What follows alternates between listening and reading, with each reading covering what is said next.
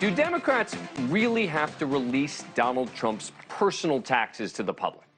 A House committee voted to do just that last night, and for all the talk from Democrats about how this information is vital for the public, I can certainly understand some Republicans feeling like it may be vindictive or political. The House Ways and Means Committee voted 24-16 yesterday to release 6 years' worth of the former president's returns, spanning from 2015 through 2020. The committee got the taxes last month at the end of a years-long court battle. Documents now going through a redaction process and will be released in the coming days. Now, let me be clear. Donald Trump should have released his taxes years ago. Congress was within its rights to seek out those returns, to assess the IRS audit process of presidents, and that was upheld by the U.S. Supreme Court. And the details are definitely not helpful to Donald Trump.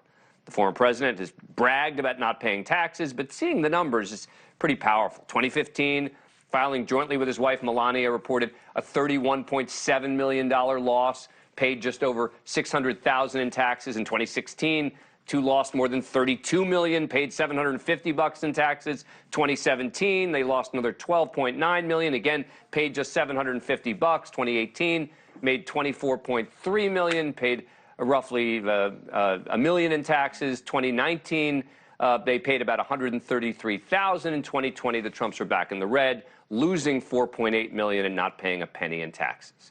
Now, remember, presumably the reason the House Ways and Means Committee said they needed these tax documents was to review the IRS audit process. And it sure seems it wasn't working, right? The IRS is required to audit sitting presidents and vice presidents each year. And we now know that Trump was not audited during his first 2 years in office. Fair enough. But why do they need to release the returns themselves to the public?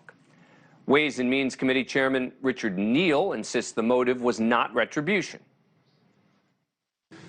This was never about being punitive.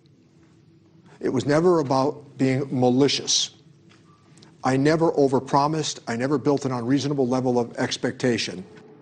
All right, but then what is this specifically about? Meaning specifically the release of the documents? Because it seems to me they could make the same recommendations for new legislation to shore up the audit process without actually releasing the personal returns.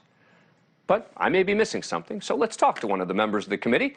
Judy Chu is a Democratic congresswoman from California. She serves on the House Ways and Means Committee and voted in favor of releasing the former president's taxes. Congresswoman, thank you so much for coming on the show. Really appreciate it. All right, so what am I missing about why the release of the returns themselves was necessary? Well, first, it was quite a shock to us that the IRS did not comply with its own mandate to conduct its presidential audit of the president and the vice president's tax returns in a process that's been in place since 1977. It wasn't until we finally got those returns in November that we discovered that indeed this was not being done. And it was certainly important for President Trump to be audited, considering his financial interest in hundreds of businesses. But it's actually important for every president to have this audit in order to gain the confidence of the American public.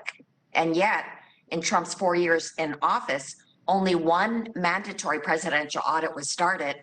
And that was only after Chairman Neal wrote a letter about the tax returns. None of the audits were completed. The American public has the right to know about this alarming state of affairs and about the lack of compliance by the IRS, but they should not take our word for it.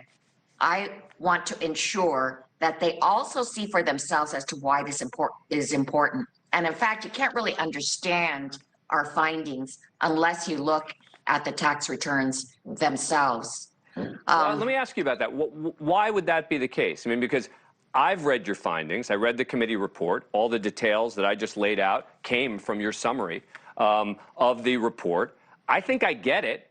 Why do we still need to see the actual returns? I mean, there is something about releasing his personal returns, right, that feels vindictive. Well, the presidency is unique. This is actually not about President Trump. It's about the office of the presidency. And this whole process of having the mandatory presidential audit provides the checks and balances to make sure that the president is operating above board. Thank you for watching. Go to newsnationnow.com to find News Nation on your cable provider. And don't forget to click the red subscribe button below to get more of News Nation's fact-driven, unbiased coverage.